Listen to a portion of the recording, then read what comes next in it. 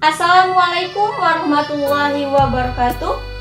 Kembali lagi bersama saya Mutiara Rahmadani Putri dalam mata pelajaran Budaya Melayu Riau.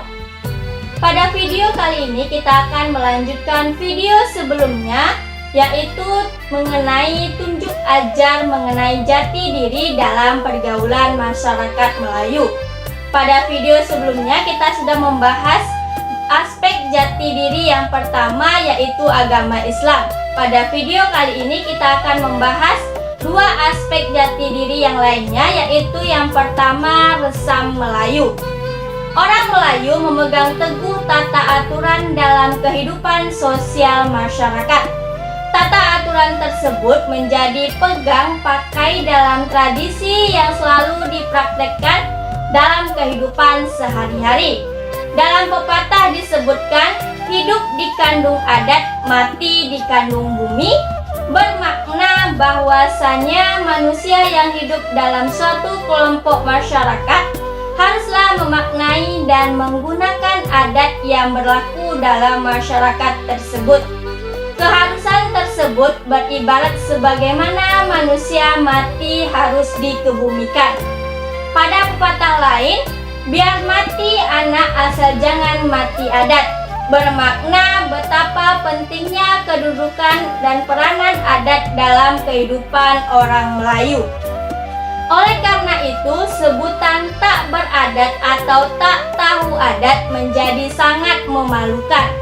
Dalam adat istiadat Melayu Riau, masing-masing wilayah budaya mempunyai konsep yang beragam. Namun, secara umum konsep adat dikenal dengan 3 tingkatan, yaitu adat yang sebenar adat, adat yang diadatkan, dan adat yang teradatkan. Nah, yang pertama yang akan kita bahas, adat yang sebenar adat. Adat yang sebenar adat adalah adat yang asli dalam bentuk hukum-hukum Allah Subhanahu wa Ta'ala atau hukum Islam. Tidak dapat diubah oleh akal, pikiran, dan hawa nafsu manusia, dan tidak dapat diganggu-gugat sehingga dikatakan tidak akan layu dianjak, tidak akan mati diinjak. Adat yang sebenar adat bersumber dari hukum-hukum Allah dan Rasul-Nya dalam wujud syarak. Yang kedua yaitu adat yang diadatkan. Adat yang diadatkan adalah hukum, norma atau adat buah pikiran leluhur manusia yang piawai, yang kemudian berperanan untuk mengatur lalu lintas pergaulan kehidupan manusia. Adat yang diadatkan bisa mengalami perubahan dan perkembangan sesuai dengan kemajuan zaman. Bisa ditambah dan dikurangi agar tetap dapat menjawab tantangan kehidupan masyarakatnya dan mempunyai perbedaan antar wilayah budaya. Adat yang diadatkan termaktub di dalam pepatah petitih, undang-undang adat, dan ketetapan lainnya yang disepakati secara bersama. Contoh adat yang diadatkan misalnya terdapat dalam nyanyian panjang dan bilang undang tentang syarat dan sifat manusia yang baik dalam memilih raja, yang menyebutkan sekurang-kurangnya di dalam memenuhi 4 perkara. Pertama, tua hati betul. Kedua, bermuka manis. Ketiga, berlidah fasih. Dan yang keempat, bertangan murah. Selanjutnya yang ketiga, adat yang teradatkan. Adat yang teradatkan merupakan aturan budi pekerti sehingga membuat penampilan manusia yang berbudi bahasa dipelihara dari zuriat atau generasi kepada zuriat berikutnya, sehingga menjadi resam atau tradisi budi pekerti orang Melayu.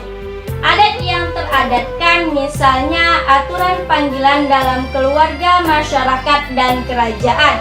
Seperti misalnya panggilan ayah, bapak, abah, ibu, emak, abang, kakak, puan, tuan, encik tuan, empu, paduka, datuk, nenek, dan nenek moyang. Contoh adat-teradatkan misalnya panduan berbahasa yang mencakup 4 derajat, yaitu bahasa mendaki, bahasa mendatar, bahasa melereng, dan bahasa menurut yang sudah kita pelajari pada video sebelumnya. Selain 3 tingkatan adat di atas, juga kita kenal dengan adat istiadat. Adat istiadat yaitu adat tradisi dengan segala ragam karena pelaksanaan serta peralatannya.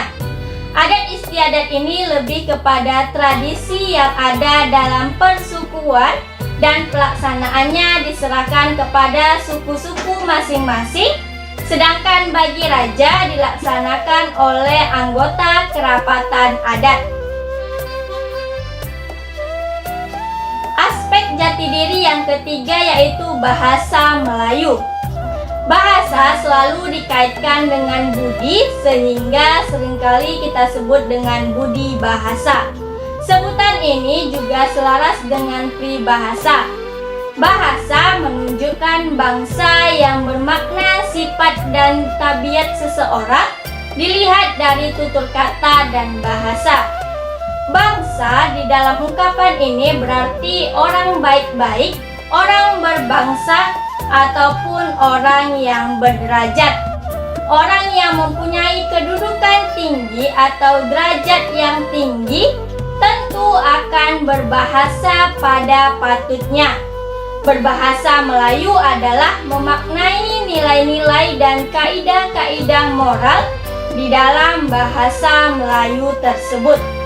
Adat budaya Melayu mengajarkan bahwa bahasa memiliki fungsi yang utuh, yaitu yang pertama sebagai alat komunikasi, yaitu menyampaikan, menerima pesan, pernyataan pikiran dan perasaan.